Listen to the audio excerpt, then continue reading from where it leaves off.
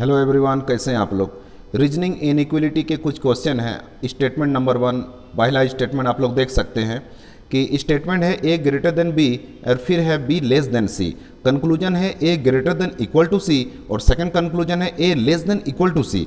यहाँ पर हम लोग देख रहे हैं कि इक्वल टू 2 बार आ गया है। यदि इक्वल टू एक बार रहता तो वो उसके लिए तो हम लोग को पता है कि उसका आंसर क्या होगा, लेकिन यहाँ पर बात है कि 2 बार इक्वल टू आ गया है तो इसके लिए आंसर क्या होगा। तो याद रखना स्टूडेंट्स, यहाँ पर इधर होगा या फिर नाइदर होगा। हम लोग को यहाँ पर देखना है कि इधर यहाँ पर होगा या नाइदर नॉर होगा। तो इधर का मतलब होता है कि यदि पहला कंक्लूजन सही है तो दूसरा गलत हो जाएगा, पूरी तरह से गलत, और यदि दूसरा सही है तो फर्स्ट वन जो है वो पूरी तरह से गलत हो जाएगा। तो यदि हम लोग यहाँ पर फर्स्ट को करेक्ट करते हैं, सपोज, ठीक है, क्योंकि यहाँ पर ए और सी के बीच में कांट से का रिलेशन है, ठीक है,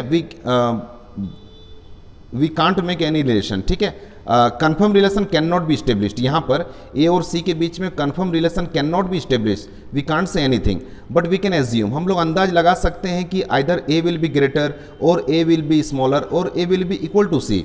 तो कंक्लूजन है पहला कि ए बड़ा या बराबर है सी से, और दूसरा है कि ए छोटा या बराबर है सी का। तो यदि पहला हम लोग सही करते हैं तो दूसरा यानी पूरी तरह से गलत है।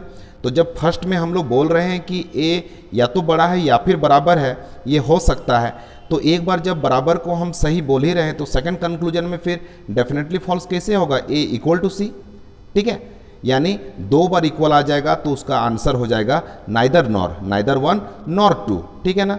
तो जो पहला जो क्वेश्चन है इसका आंसर हो जाएगा नाइदर नॉर। इसके बाद सेकंड स्टेटमेंट, जो सेकंड क्वेश्चन है इनइक्वलिटी का, वो देखिए नॉट इक्वल टू। कुछ स्टूडेंट्स को इसमें डाउट रहता है, जिसके कारण मैंने इस वीडियो को बनाया। तो स्टेटमेंट है A is not equal to B, B not equal to C. तो ए और बी इक्वल नहीं है, ये दिया हुआ है, और बी और सी इक्वल नहीं है, ये भी गिवन है। बट हमें कंक्लूजन पूछा गया ए और सी के बारे में। तो देखिए स्टूडेंट्स, यहाँ पर ए और सी के बीच में डबल नॉट इक्वल है। डबल नॉट इक्वल है यानी ए और सी के बीच में इनडायरेक्ट रिलेशन है, मतलब ए और सी के बारे में हम डायरेक्ट कुछ नहीं बोल सकते हैं। ए और बी इक्वल नहीं है बट बी और सी, ए और बी इक्वल नहीं है और बी एंड सी इक्वल नहीं है, बट ए और सी आपस में इक्वल भी हो सकते हैं। तो इसीलिए यहाँ पर ए और सी के बारे में पूछा जा रहा है, तो 3 कंक्लूजन हो जाएगा, या तो ए बड़ा होगा, या तो ए छोटा होगा, या फिर ए इक्वल होगा। इसी तीनों में से कुछ ना कुछ होगा। तो आइदर ऑप्शन नंबर 1 और 2 में से कुछ ना कुछ डेफिनेटली करेक्ट होगा ही। तो इसमें क्वेश्चन नंबर 2 जो है उसमें इधर और होगा। इसके साथ ही साथ याद रखना है कि डबल नॉट इक्वल, ए और सी के बीच में डबल नॉट इक्वल है, तो डबल नॉट इक्वल रहे तो आइदर और के लिए 3 साइन होना चाहिए, बड़ा, छोटा और बराबर, ठीक है, याद रखना है। इसके बाद लास्ट क्वेश्चन, क्वेश्चन नंबर 3 देखिए, ए नॉट इक्वल टू बी, मतलब ए और बी के बीच में डायरेक्ट रिलेशन दिया हुआ है कि ए और बी इक्वल नहीं है, तो सिंगल नॉट इक्वल है। सिंगल नॉट इक्वल रहे तो आइदर और के लिए 2 ही साइन चाहिए। क्या क्या 2 साइन, जिसको मना कर दिया है उसके बाद और जो बच गया है। किसी भी 2 पर्सन के बीच में जब कंपैरिजन किया जाता है तो टोटल 3 ही रिलेशन होगा, या तो बड़ा या फिर छोटा या फिर इक्वल। तो जब क्वेश्चन नंबर 3 में हम लोग देख रहे हैं कि ए और बी के बीच में डायरेक्ट दिया हुआ है कि इक्वल नहीं है, तो इक्वल नहीं है तो बच गया 2 ही रिलेशन। क्या क्या, ए या तो बड़ा या फिर छोटा। तो बड़ा ऑप्शन नंबर 1 में दिया हुआ है और कंक्लूजन नंबर 2 में दिया हुआ छोटा।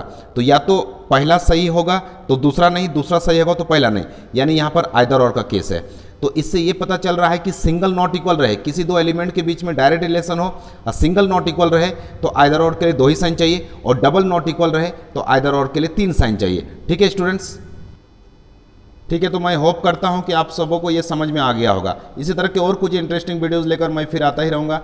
Thanks for your support and all the best for your coming exams. Thank you everyone.